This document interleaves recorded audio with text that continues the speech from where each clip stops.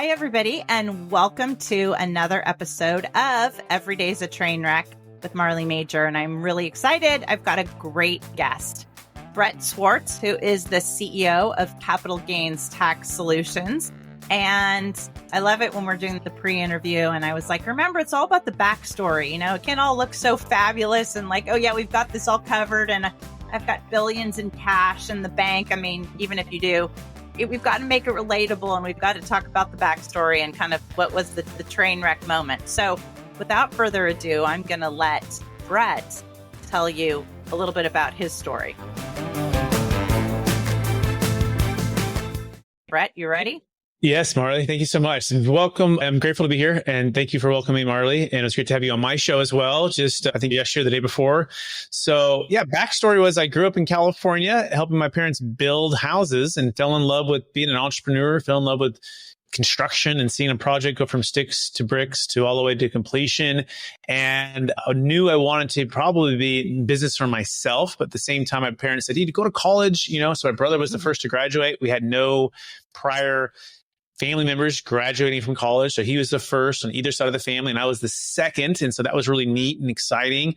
And I took an internship at a place called Marcus and Millichap where we started learning about investment real estate and brokerage and, you know, cap rates and NOIs. Yeah. And everything was actually going really great for a while until this is like 2006, until the market crashed. And then if you remember that time, that's a devastating time for a lot of professionals, especially in the real estate world. So I went from making just a little bit of money on 100% commission to like zero overnight.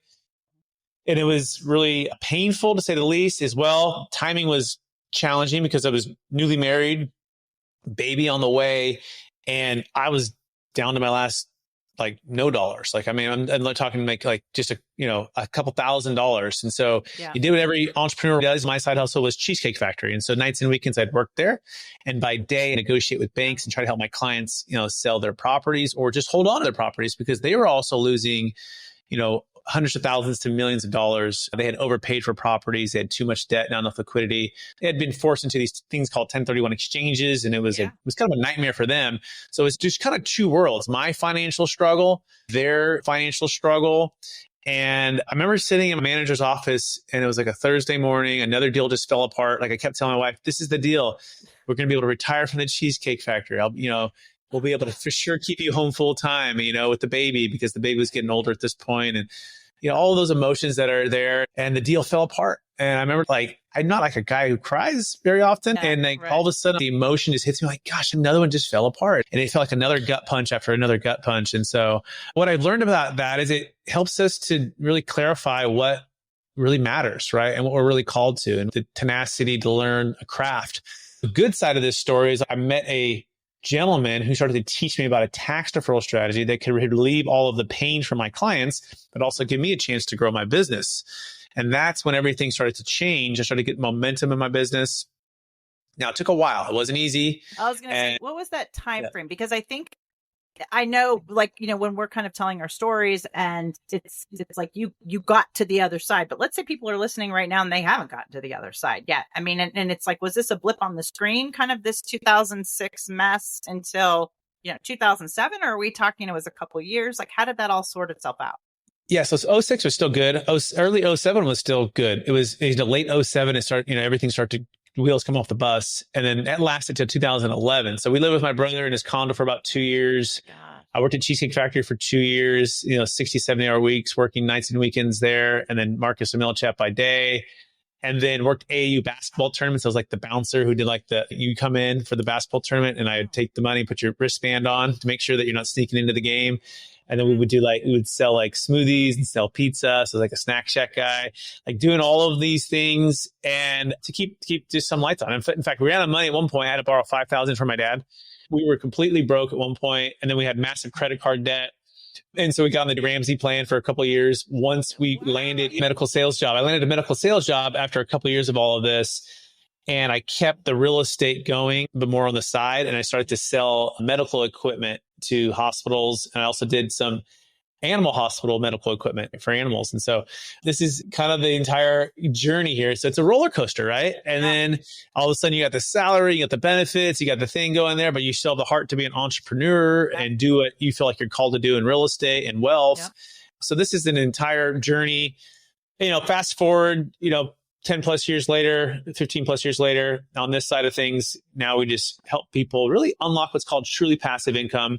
We think it's like, beyond financial peace, because you have an opportunity to make it even a bigger impact with your wealth, with your life, and for entrepreneurs. So that's the origin story. Those are the challenges and lots of things in between. But the Lord was always, good to provide opportunities to work and to also be a hybrid to keep the other one going, not giving up on the dream. Well, so there's so many things I want to talk to you about based on what you were saying. One, of course, is passive income, but we'll get to that in a second. But how did you, when you're because that's not a short time period that, till 2011 or whatever. I mean, and having a side hustle and that and being married. How did you keep it all together where you were just saying, like, especially when that last deal fell apart, like, it's going to work out. It's going to work out. It's going to work out. Like how, because sometimes you just get to the point where you're like, am I supposed to get a message here that I'm supposed to shift? Like I should move to do something with the Peace Corps. Like, how did you keep sticking with what you were doing and knowing that was the path? I had great mentors and that were pouring into me, and I was growing and improving so much. So I won the most improved award at Marcus & Millichap. I would look and see the other agents that were successful and say, if they can do it, I can do it. More than that, I had a faith that this is still my calling. This is still my purpose. Like, I feel like this is the place for me to still be, even if I wasn't making any money. Yeah. In fact, it was a journey of grit in this industry to push through those challenges. And again, I'm grateful for it now because it really clarified that. I also had an amazing supporting wife who believed in me and was willing to move with my brother into a small condo with our first baby and let me work these side hustles. And that's literally running out of money. I mean, without her support, there's so many things. I was local to my hometown. So I had my brother too. I had my mom, my grandma, my cousins. I had my local church. I had so much support. Finances aside, I had every advantage. Great community, great connection, great history, my hometown. So, what was money? I didn't have money prior to that. Growing up, actually, my dad had a lot of money, but my parents got divorced at a young age. I remember my mom and we couldn't hardly afford a car. So you come out of college and you're hoping to make some big bucks, but you're not making any bucks. So you just keep your lifestyle. I call it the honey badger lifestyle. You just cut the expenses as low as you can. Yeah. And that's all right? And I liken it to once you go to like a nice fitness center, if you've always been going to like the average Joe's fitness center, like you're fine. You're actually doing just fine. You go to the new like Lifetime Fitness, you're like, whoa. And all of a sudden you're not so fine, right? You're like, well, maybe I really want this. Same thing with the housing situation. So I think the longer you can stay, and learn to be content, no matter what the circumstances financially or even the living conditions that you're in, as long as that they're safe and that's obviously important, the baseline. Yeah. But that's the best answer I have. I don't know if I really, really thought like, how am I surviving? It was more like, hey, I'm grateful for what I have and we're going to make it. Yeah. Well, it sounds like you had a great attitude because a lot of people would be like, oh my gosh, what am I going to do? And it sounds like in order to get that level of support, it sounds like you were people knew what you were going through, right? I mean, if you're applying at the Cheesecake Factory, I would assume you'd run into your friends or run into and was it just like, hey, Marcus Millichap and then the Cheesecake Factory. Because Marcus Millichap is a pretty like hardcore spot. Honestly, I was shocked. I thought I would for sure be found out and they would, push me out of Marcus. For as far as I know, nobody knew the entire time. There was one time there was a client that I was pitching for like a $3 million listing. Yeah. That he was in the restaurant while I was working in the other, like there's like 3 areas of the cheesecake typically. Yeah. And I saw him like, oh no.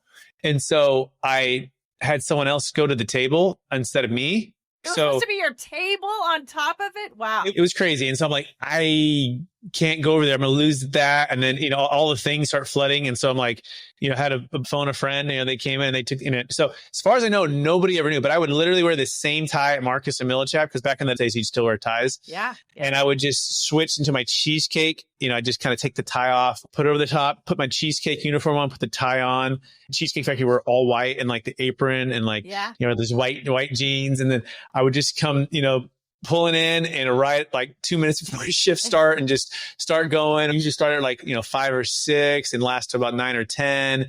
And then wake up and just do that over and over and over again. And then weekends, commercial real estate, you don't really work on weekends per se. You can, but I could do double shifts on Saturday. Okay. And then Sunday, I usually at least get one shift in and try not to burn out completely, but I was young and, hungry and available to work, so and able-bodied. You mentioned a word that I really like, and it's called grit. To me, I associate grit with people of a certain age or older. And I don't mean like a certain age being 50, but it seems like we've lost some grit. What's your take on that? Do you agree or no? Yeah. So let me define grit for you here, the way that we define it. So there's kind of different ways that we define it. So what we found is that, and I say we, I mean my family, it's one of our core values is grit. I think the traditional grit, you think about, hard work, perseverance, pushing through, those kind of things, working in even like a deeper level, being in the military or sports background and like intense training and another level of mental intensity. And I think those things are all definitely grit, right? Yeah. Now I've been studying and I'm a Christian. So my faith, the way I look at grit is actually obeying God, even when it hurts, even when it doesn't make sense, even when you don't have a personal benefit. Right. Like to me, it's deeper. So the part of the thing, kind of answer your question from before, how was I able to persevere, have the grit? Well, I thought I was right in the center of God's will for my calling on my life at that time. That didn't mean I didn't work multiple side hustles, moving with my brother in a small condo. And then eventually, 2 years after all of that, I got an opportunity to work at a big corporation in outside sales. It paid off and it worked out, right? And now I was able to retire from all of the corporate W-2 sales. And now we're at capital gains tax solutions, which we'll get into, right? Yeah. So to me, I felt at peace, even though I was financially in turmoil. And I think that's part of why when people ask me, why do you believe what you believe? It's like, well, I could have all of these 5 areas of my life, my wealth, my health, my relationships, finances, different things, friends, work going great. But if I'm not connected with the Lord, something's missing. I can't explain it except I'm not fully at peace. Yeah. Now let's do the opposite. The storm of life could be going on, the family, the friends, the health, the finances, the wealth, all of those things could be in like a storm. But if the one thing is centered and I'm connected with the Lord where he wants me to be, like I'm at total peace. Yeah. I can't explain it except for that's my experience my entire life. Yeah. And so I was doing the things in the sense to connect with the Lord and do what he wanted me to do. So to me, that's great. It's like obeying even when the external, the physical, the wealth, the work, the career, all the things that the world in America, says are the most important things. Yeah. It's easy to work hard when everything's going right? Yes. Absolutely. It's easy to work hard when you're top of your game and you're making money and your health is great. I mean, it's easy, right? It's harder when it's not, right? And that's where I think you got it. Yeah. And when it keeps going, it's like in that was quite a chunk of time there. Now, you talked about the magic W-2s.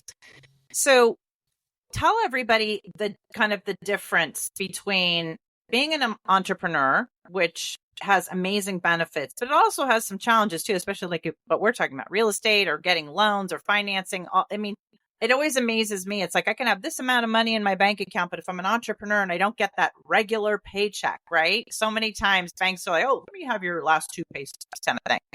So can you kind of give a brief overview of what you meant when you started talking about W-2s? Yeah, I mean, I literally worked for one of the big corporations called IDEX and one called CareFusion, and they were a big medical company for medical sales. I would go into hospitals and I would sell respiratory equipment. I would train nurses and respiratory therapists how to properly help their patients to breathe and stay alive.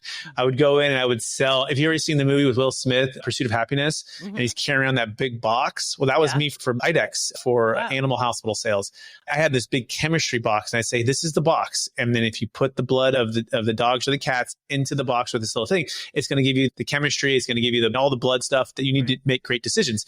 Like this is what I would do. And we call it driving around and you got to sell the box, right? Now it's so much more than that. You're helping, these animals. It's really sweet and special and but it's intense. And you're walking into these hospitals, is it my passion to do that? I mean, I liked it. I like the challenge. I like the people I work with. I like dogs. I don't mind cats, But was it my calling and my passion? No, it wasn't. Right. But was I grateful for it? Yeah. And did it pay the salary and the benefits and all the things? Yeah. It was a total blessing. Great. And I'm driving 22,000 miles around Northern California and Southern Oregon and all these places and seeing beautiful places. But at the same time, when I'm also driving, guess who I'm calling? I'm calling my real estate folks. Yeah. Right. I'm calling my clients. I'm still connected with them. I'm still trying to help them with their challenges. The years prior to that, I was telling them not to sell. It's not a good time to sell. If you can hold, I know I don't make any money if you don't sell, but don't sell if you don't have to. Let me help you hold it. It'll come back. And that's exactly what happened. So here's the cool part. Fast forward, after a couple of years of the medical sales and the IDEX sales, the real estate folks that I had looked out for their best interests and encouraged them and helped them through all of their challenges, they all start calling me. And so all of a sudden I'm listing properties, multimillion-dollar properties, still working the W-2. And all of a sudden it's like harvest season and I'm making eventually double the amount that I was making at the W-2 outside sales job. And I would go to these sales meetings and these corporate meetings and I'd be sitting there kind of relaxed. And everyone else is like, they're all kind of scrambling about, what they're going to, for their annual reviews and their meetings and their goals and all these things. And I would hit some of the top sales things. In fact, I got Rookie of the Year for Care Fusion. I was like top 5 in the country that year. And so I would still hit these things, but I wasn't my passion. And people would say, why are you so relaxed? And I would just say, I think I work better that way. Right. But in the reality, I had my, commercial real estate exits and the sales that were massively performing. Right. I was doing both really well, so that's a little bit more of the context here. There were years where it was like total harvest and we're having a ton of fun, giving high fives. It's amazing how I find when we're in a trough or we're in like at the top of the mountain, it's amazing how you forget it's not always going to be that way. Yeah. Like either one. Like when you're in the trough, you're like, oh my gosh, is this ever going to end? And sometimes when you're in the top, you're like, oh yes. You're spending, you're just on fire. And that's when you have to kind of go, okay, well, we still have to be smart, about what we do. Yes. So you were helping your clients. Obviously you were still kind of quote selling because you were just nurturing that relationship, even though you weren't putting the properties on the market. So what happened after that? Then at some point you made a shift and you're like, okay, I'm assuming you left Marcus and Millichap, right? Mm-hmm. And so tell us about that period. Yeah, so I left Marcus and then that's when I went into medical sales, right? And then just moved my license to like a more entrepreneurial hybrid, less corporate Marcus and Millichap type of place. Mm-hmm. And I told him I'm working this. I wasn't, I'm just saying I'm going to work this. This is going to be my real estate's going to be my side hustle. I need to go perform over here. And also a little context too. I made sure that I performed. So for the first 6 months during the medical sales and the first 6 months of all of the IDEX sales, I was 100% focused on making sure that I perform and I hit my numbers, right? Got it. If I didn't hit my numbers, I wasn't going to go back and just do real estate. I wasn't just trying to milk them. If I don't perform, I don't have the right to do real estate. Yeah. Right. That's basically taking from the W-2. So I want to make sure that you understand the context here. So I went and performed. And now when I overperformed and hit my numbers, now was I one to say, okay, I got Rookie of the Year. I'm top 5 in the country at the company called Care Fusion. I think I was 107 or 108% to plan. So I had outperformed by 8%. Everyone else is mostly like in the high 90s, and then the top performers are above and beyond. Was I going to go hit 120? No. Yeah. I want to hit one, at least hit my number, and do my job and perform. But am I going to go waste so much? And by the way, this also happens with kids too. You start having kids. And so my wife and I have 5 children. And so in the beginning, I think we had 2 children when I got the medical sales job. And anyways, we started having a lot. We had 3 kids under 4.5 or 5 at one point. It was wild. And so I never forget, we got bought out by private equity. This is medical sales. Okay. I was Rookie of the Year. I was top performer, top 3 in the country. I went to the Maui trip, all the cool stuff. And then the private equity comes in and buys us. And I'll never forget the hammer being twisted, the private equity. And they're like, well, all the things you're doing and how many you're doing. And are you working as hard as you were a couple of years ago? And I'll never forget my boss asked me that. And I said, no, I'm probably not. I'm probably working much smarter. I'm still performing. But I also didn't have 2 other kids a couple of years ago. I got more kids. So if your expectation is it's never good enough, even if you hit your number, and you've always got to go higher, higher, and higher. So I didn't give into the corporate, bend the knee. I was like, you know what? Okay, if that's the way you're going to be, then I'm going to keep working really hard over here. I'm going to do my job, hit the number. But so that's the way I worked through that. You can build the big corporation's dream, or you can also, build yours. And at a certain point, you've got to figure out how to do both and do it well and still have integrity. And then eventually I was like, okay, I've saved up enough. I can just move on. We can talk about that if you like. Yeah, let's talk about that. So how did you know when it was time to move on? Because you had saved enough, or because what was the... Yeah, I think there was kind of two signs. Number one, we had saved up enough and we had enough of a nest egg to just go for it. And at least a year or two of, we could just live off of what we had saved up without making any more money. I think it was at least a year, maybe two. I kind of forget the numbers at this point, but it was enough where we knew if it didn't work out, I could always go back and get the medical sales job. They're everywhere, right? Once you've made it and you performed in outside sales. And also Marcus and Millichap gave me the skill set to be able to do this. Yes. It was the toughest sales training. And if you can sell commercial real estate, to me, you can sell anything, right? If you can compete, it is. If you can compete with the best of the best in the industry. So that was such a huge stepping stone. And so part of what also helped me to stay there during the down years was I could feel and see the growth, like every week on the cold call and the proposal and the underwriting. And I loved it. I was like, that really lit me up, right? You pause on that. You loved the cold calling? I mean, I love the competition. Yeah, I love the competition. I love the improvement. I love the challenge of it all. Like, no one really loves cold calling per se, but I love that I had the opportunity to make it big. Like, so even a little bit more here, I guess we'll go back again. I feel like we're going forward and going back. That growing up, mom and dad had all the wealth, Corvettes, Harleys, boats, houses, Bay Area, big money, all this stuff. Well, they get divorced and dad doesn't pay any child support. Jeez. So this is the 80s, 90s, right? And so you can get away with it a lot in California at that time. So I remember just going like, why don't we have any money, Mom? And he's like, well, your dad's not paying child support. And then she worked the best she could. We're with my mom 90% of the time. And I'm like, dang. And I go to dad's house and then we're going camping. We're on the Harleys and the Corvettes. And like dad's spoiling us. And I'm like, dang. So dad isn't paying money. And basically money became this sword. Right. And it divided people. It divided the family. And, the parents are divorced. And I'm like, man, that doesn't feel really good. I don't ever want that for my family. I want to work really hard and make sure that A, I'm the right person to my wife, and B, I married the right person, and C, we make money in a way and we manage it and we steward it that it's a blessing and not a curse, right? And so that was the piece of it that drove me to say, okay, how do we build wealth in a way and help others in a way where it's a total blessing for them? So it's been ingrained in me since a really young age to do that. And so all of those things helped me to say, okay, if they're making 500, 750, $1 million a year in commissions, right? And I could see it. And in the office, you could feel them on the phones. You could feel them talking. You could observe and absorb it. I'm like, if they can do it, I can do it.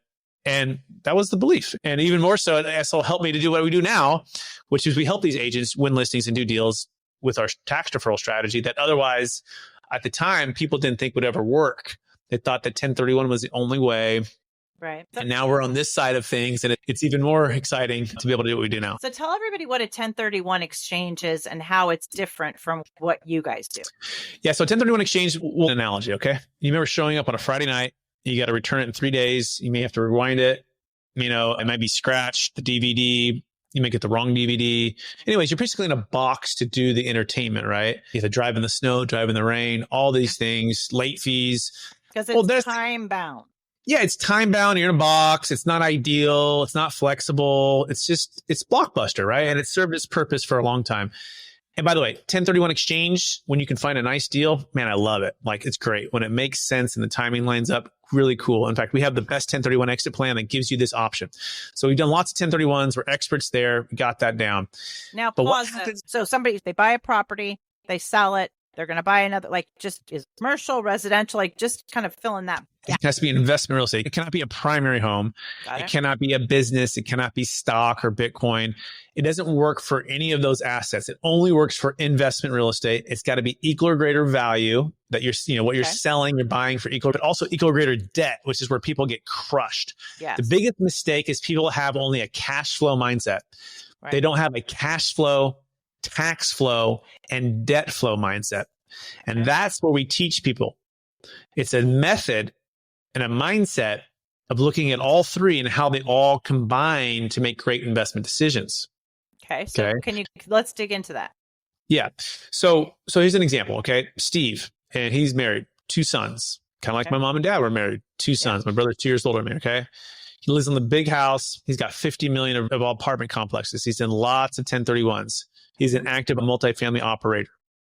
Steve's living the big life. We sit down with Steve in 2007 early. Steve, what do you think about selling, getting into a little better locations, a little more conservative? You're in the C properties, it's a heavy value add. He goes, Brett, I got too much debt and I got too much tax. I've done too many 1031s. His tax flow and his debt flow are continuing to roll it, and it's continuing to go bigger, go bigger, right? More debt, more property, more potential upside. Right. But what happens when 2008 hits and everything stops? You're toast. Well, guess what happened to Steve? He lost everything. He lost all of his properties. He lost his foreclosed on his house. Worst of all, he got divorced and then went bankrupt. And I remember sitting there going, wow, is that worth it? Like to do all these 1031s and just your hair on fire and do all this work just to lose it all? Like, no. And so that's the 1031 exchange. It's very restrictive. There's a time to sell real estate and there's a time to buy it. There's a time to be lending on real estate and there's a time to be an equity owner. Okay. And this is the key: debt flow, tax flow, cash flow, and diversifying within real estate, mobile home park, industrial, multifamily, land entitlement, which we're getting into now, which is great.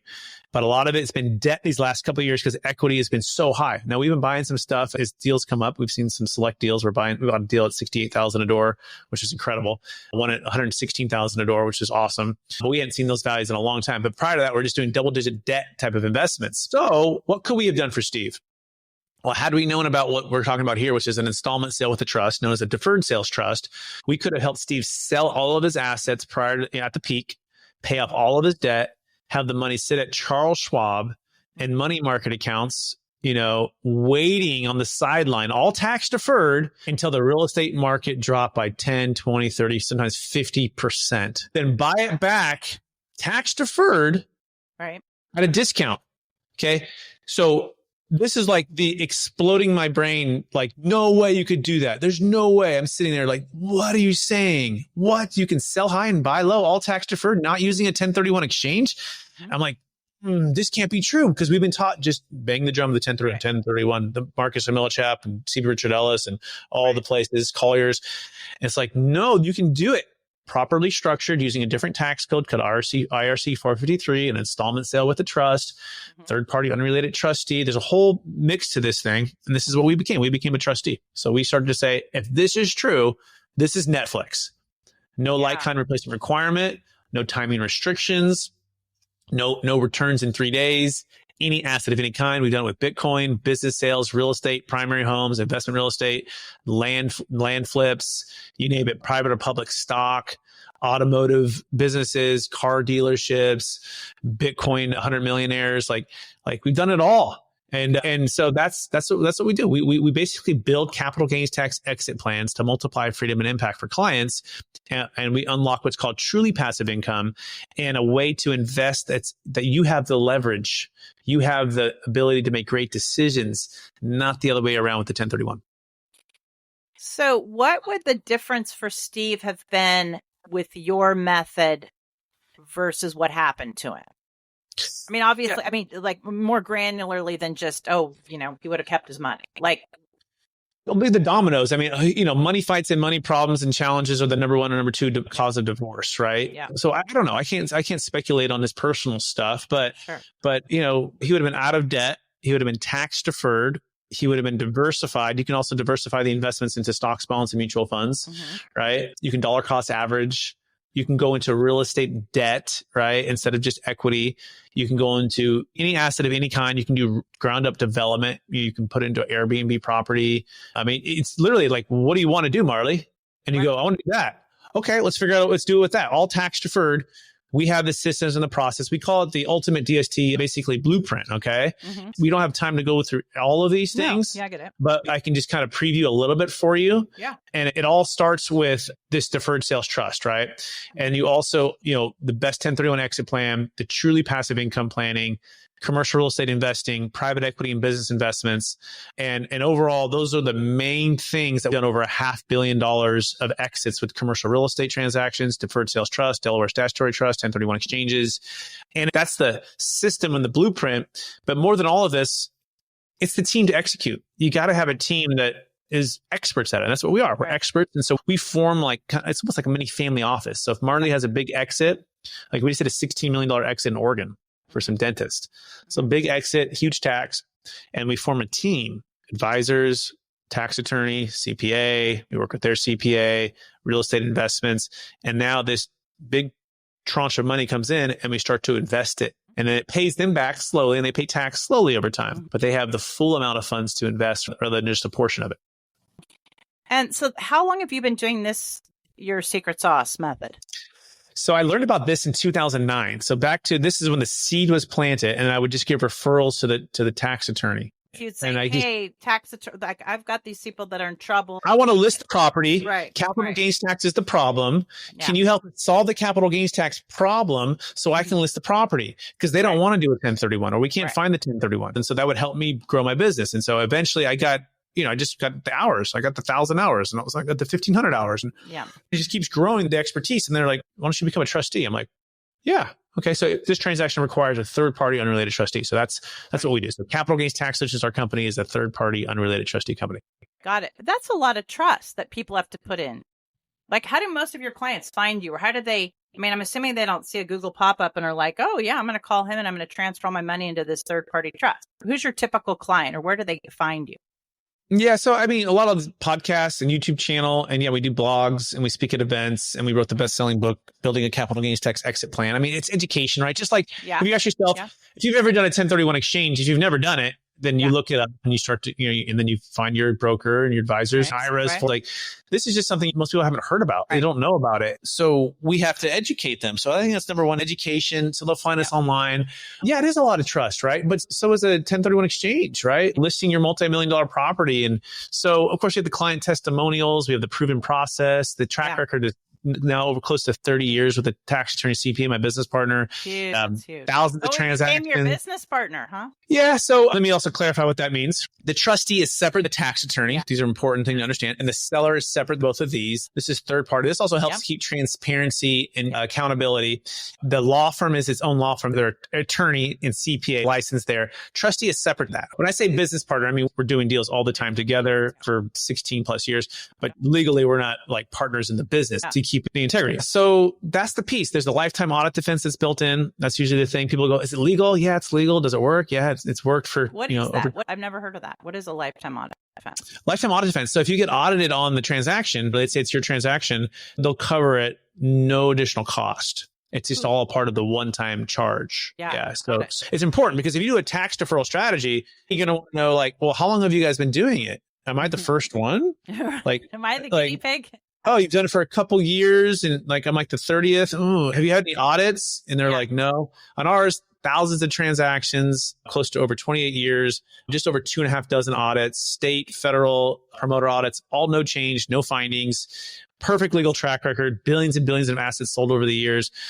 So once people hear that, they go, okay, I can get my arms around that. Let me get my CPA to, talk with you guys. That's cool. We talk with the CPA and the CPA goes, yeah, makes sense. They know how to report it. The legal part's done. The next big old domino is control and trustee and what kind of rights and protections do you have as the creditor? Because you're becoming the lender to the trust. This is how it works. And you're owed back typically 7, 8, 9, 10%. So if you did a 10 million exit in California, you would have paid 4 million of tax. And so instead of having 6, there's 10. So there's 10 in the trust. Let's write a note at 9%. So it's $900,000 payment.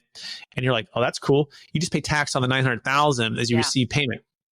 So trustee, it's a single entity trust. Nothing moves without your approval or your signature. We can use your financial advisor if you want to use them. We have amazing financial advisors. So all of that. So let's assume you feel good about that. Great. The last one is fees. What's the cost? It's about 1.5% one-time fee on the gross sales price to the tax attorney. On the first million, 1.25 on anything above that. So let's say it's $1 million deal. It's like 15K one time. Yeah. And then the ongoing fees is how we make our money. It's about 1.5 to 2% on a recurring basis, but we cash flow our fees. So on $1 million, it'd be like 15 to 20,000 on a recurring basis. But we typically invest that money and we're able to return 8, 9, or 10% compounding net of the fees. Right. So that's what people look at. And what they really want usually, Marley, here's the reality. They want truly passive income. Yeah. And we see that truly passive income is to your freedom and impact as compounding interest is to your money. Yeah. And once that clicks, that's the most important thing, typically for 99% of our clients, they go, oh, the DST is an investment, not an expense. It's totally flexible. If I want to be an entrepreneur, I can do that, or I can be passive retired. I have the legal backing and it's got the lifetime audit defense. Why wouldn't I do this? Right. And you're like, exactly. You would never go back to Blockbuster. Right. We have Netflix. Come on over. Exactly. Why would you? Well, this has been amazing and fabulously educational. I think people are going to want to listen to it a couple of times to be like, wait, what did he say about that? So Brett, how can people find you and find out more about what you do? What's the best way?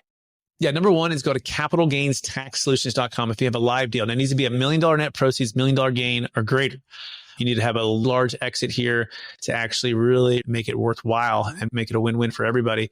Even 3 and 5 million is even better. $3 million gain, 3 million and above, right? Number two, we need to set it up prior to the close of escrow. We need to get everything in place. Like this is not something you can just do after the fact. Right. So get with us early, okay? Apply for a free consultation at capitalgainstaxsolutions.com. Last thing is we have a best 1031 exit plan. So even if you're like, Brett, I think I still want to do a 1031. Cool. Use us as the source for that in order to give you a backup plan or even do a half 1031, half deferred sales trust. Sometimes people do a little bit of both to diversify. So look at that piece. I have this book on Amazon. It's a best-selling book. We have Kevin Harrington from Shark Tank in the book and Tony Robbins, CPA in the book. It's called Building a Capital Gains Tax Exit Plan. Pick it up. It's my story that I've shared here today, even more details. And it's the proven playbook for basically unlocking what we think could be your ideal wealth plan for yourself, for your clients. So check it out on Amazon and you can follow me on all the socials, Brett Swarts. I love it. And it's SWARTS. Yes. Just in case. All right. Well, Brett, this has been a pleasure. Thank you so much for joining us. And you guys, another episode of Every Day's a Train Wreck. I'm your conductor, Marley Major. And if you want to find out more, please make sure you follow the show, comment, leave 5 stars, whatever you think.